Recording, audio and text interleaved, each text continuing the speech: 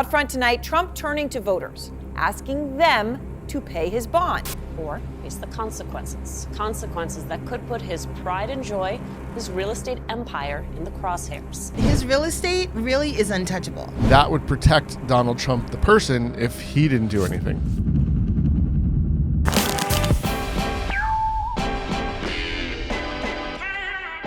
Hey, Eric. So today, we are going to crack the code as to why Trump's real estate investments are bulletproof and how our viewers can do the same.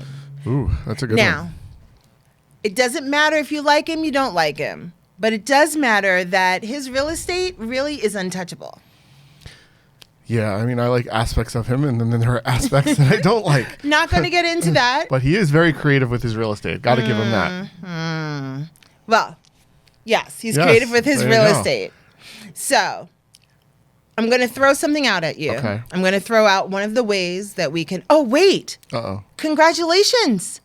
We finished our book. Ah, awesome. Good job. So Real Estate Investing Made Simple. Yes. By Eric Anderson and Noel Friesen-Friedman is now available on Amazon for pre-order. That's so right. everyone should be pre-ordering it. I'm very excited about that, and I know you are. And we did not take any notes from Donald Trump in that book. No, we did not. They're all our own thoughts. There you go. Okay. All right. I'm going to throw one of these ways at you, and I want you to let us know if our viewers can do this as well. Okay, sure.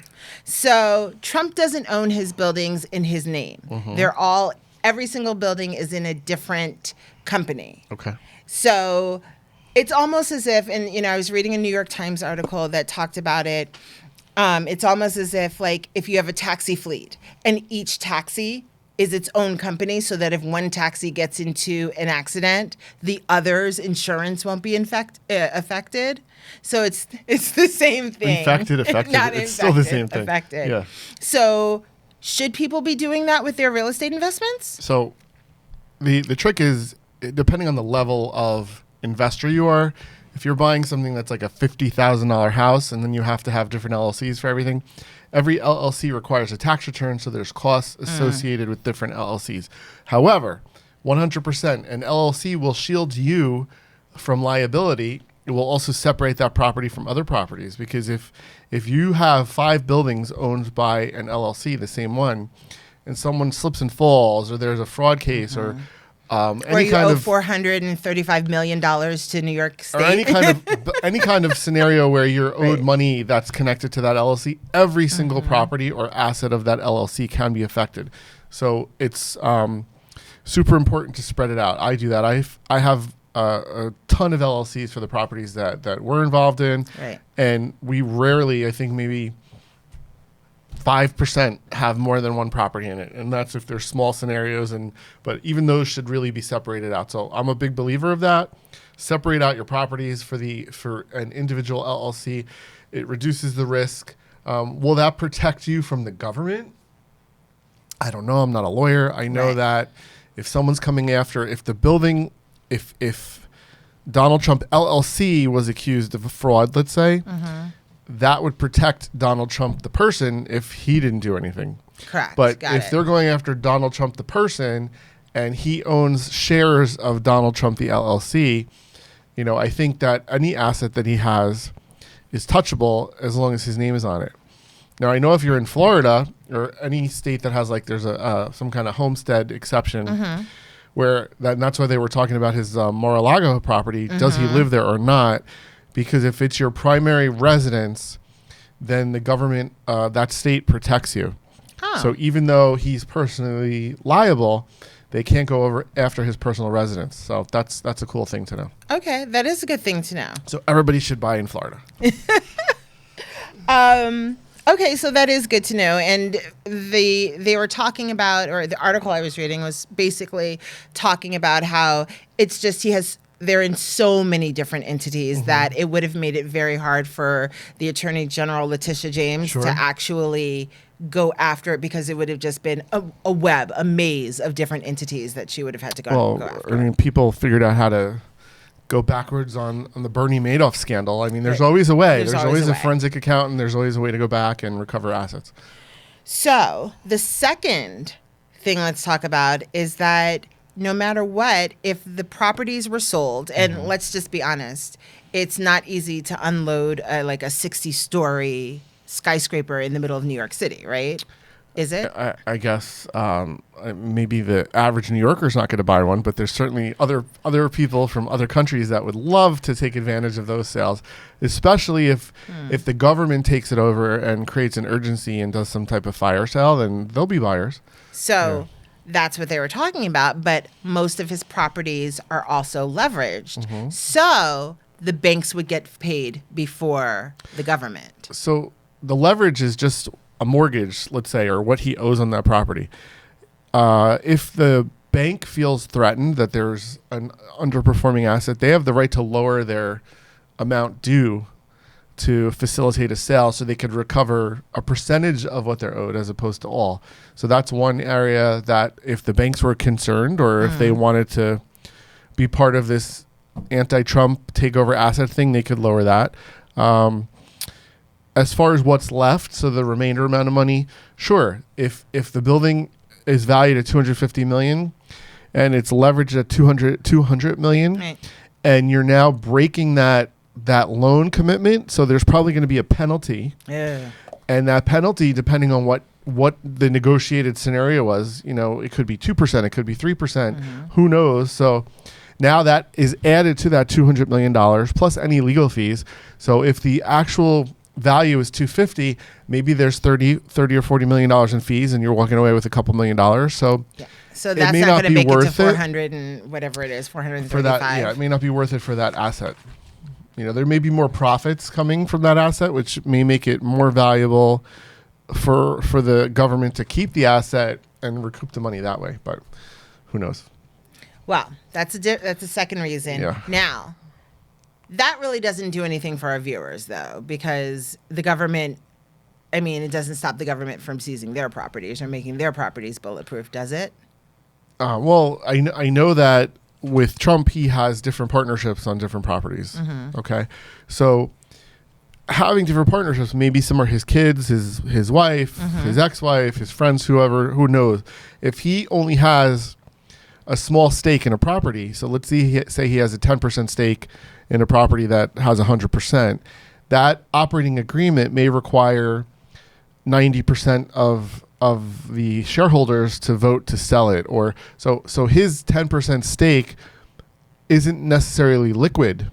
Right. And that the government, while they may try to go after that, they can't really do much with a 10% stake because they can't force a sale of a building with a 10% minority stakeholder. It just wouldn't happen. It's almost like you were reading my mind because that was the next one. Oh, there you That go. he is a minority holder. He has a minority interest in many of his properties. And he put into his contracts, smart devil that he is, he put into his agreements with his partners that he can't dispose of his interest without them saying it's okay. So even if New York took the property, they wouldn't be able to sell his interest. Right. So they wouldn't be able to generate any cash. Exactly. Right? So they could take it, but it's just going to sit there forever, and maybe they could take the whatever dividends he earns off of it. Interesting. It's an interesting way to make your assets less appealable to whomever. People trying to take it. So hopefully our viewers don't have these same challenges.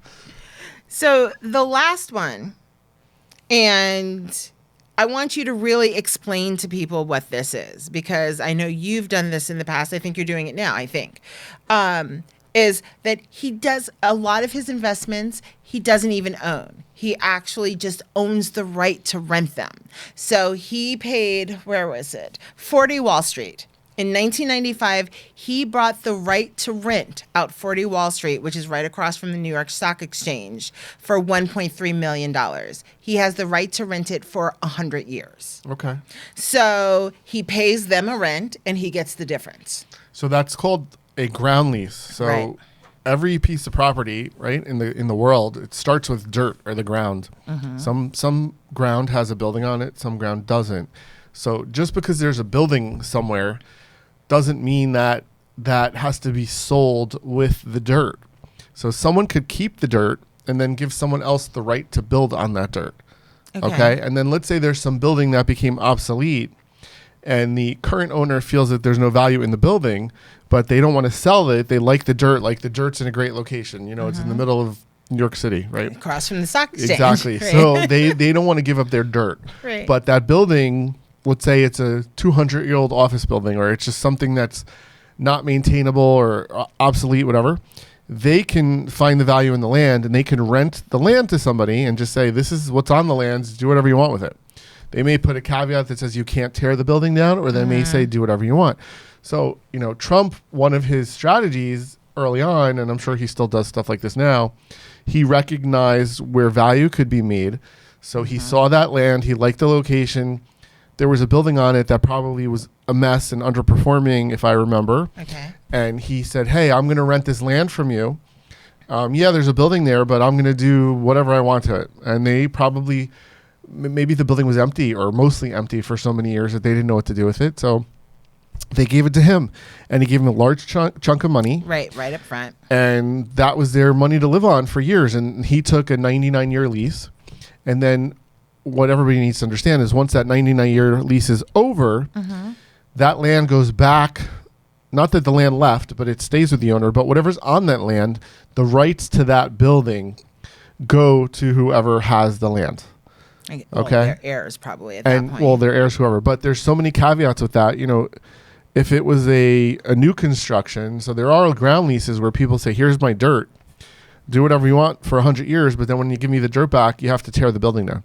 And there could be a... but why would you want that? Because what if you don't want the building? What if it's just something that you don't need or that shouldn't be there? Or, Okay. you know, let's say it was a car wash. And, you know, 100 years from now, we don't have cars. We have airplanes. Right. And, you know, we don't need the We're car wash being anymore. beamed up by Scotty, So right. if you're that landlord, right, now you have your land back, but you have this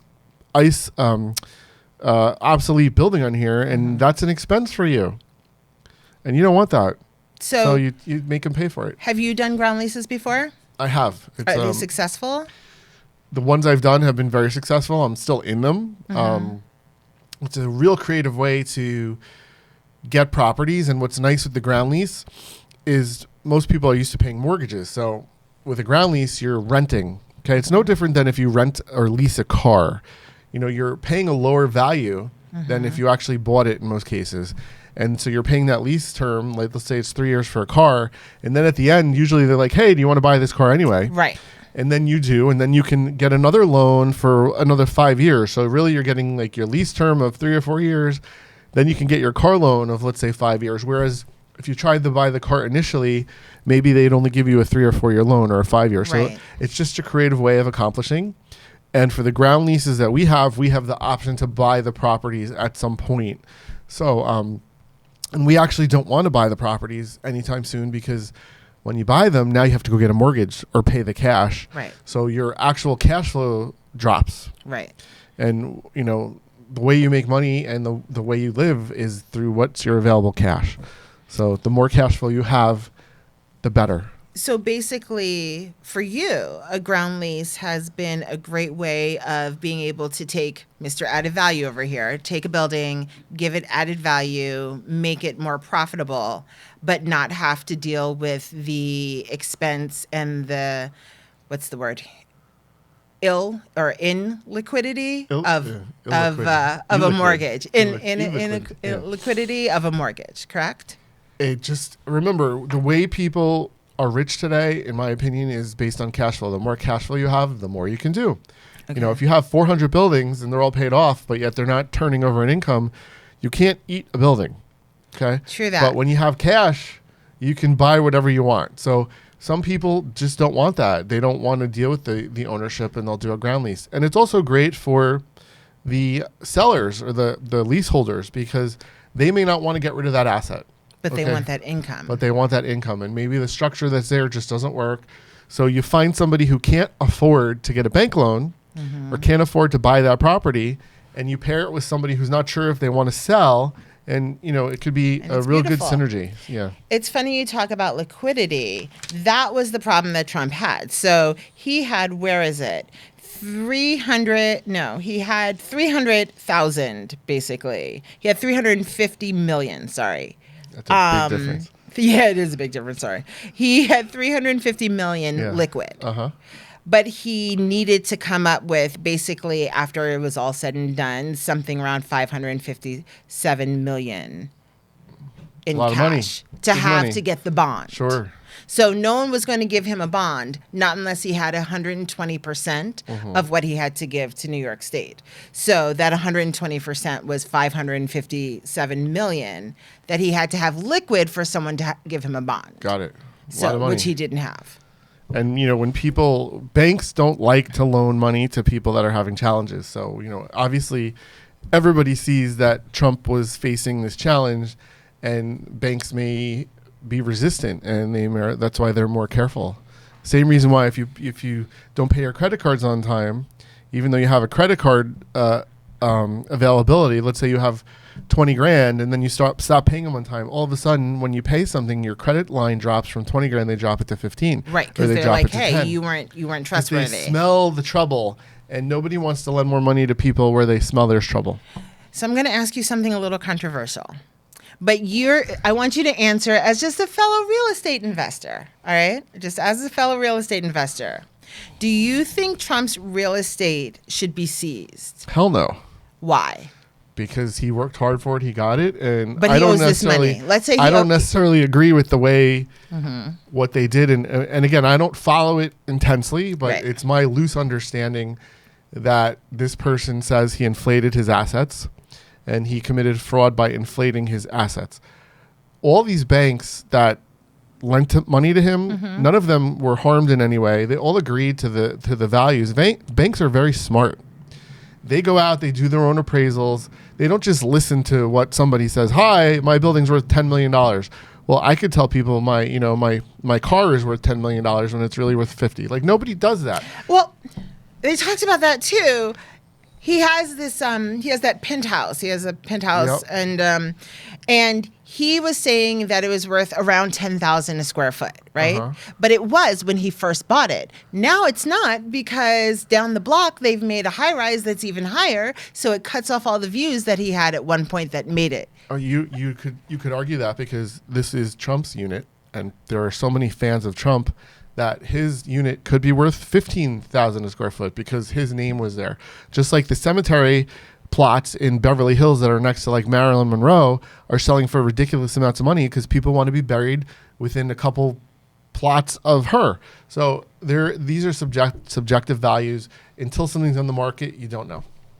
So I think this is a stretch for him to be attacked on. Yeah, does he push the envelope in some areas? All successful business people do.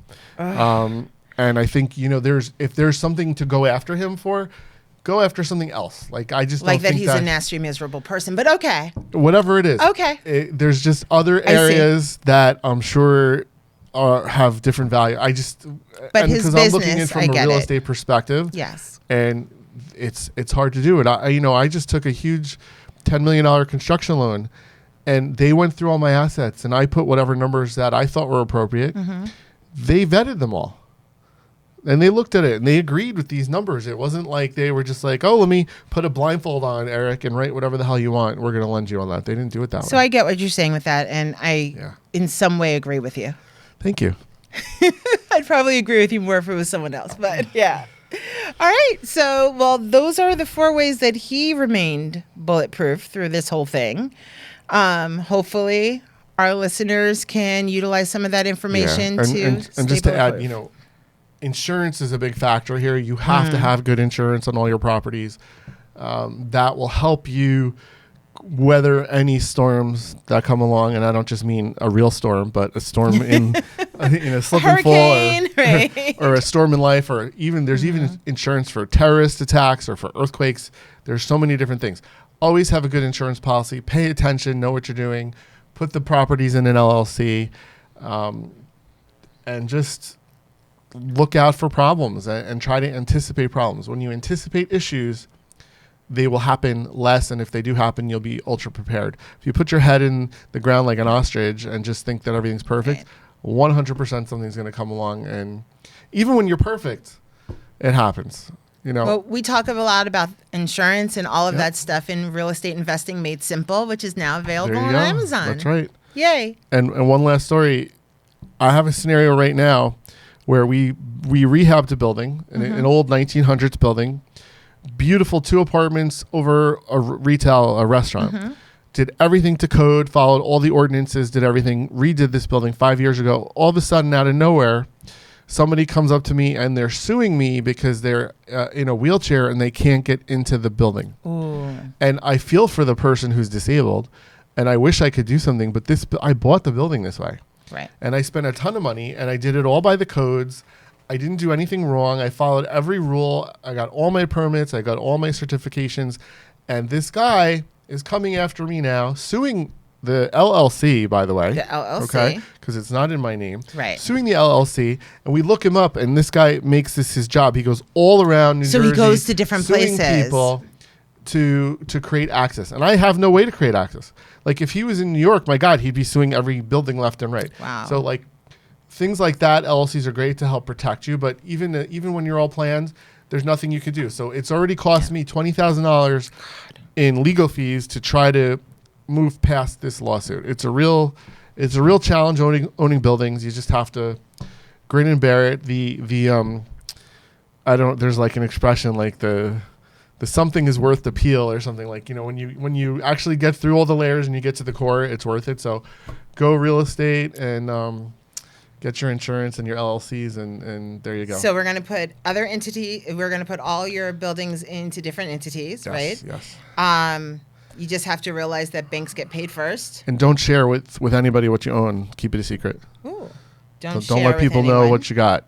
If people ask you what you got, just say, I got stuff. You can protect yourself by having partners and a ground lease, right? There you go. The ground lease Lots is of opportunities. Lots of ways. Get a really interesting. creative accountant and a really creative lawyer, and make friends with them. Talk to them. Go to groups. Talk to people like us. It's and then different. you can be just like Trump. Yeah. Well. Thanks for watching this episode. Now don't forget to like, subscribe, and leave a comment. And we'll see you next time.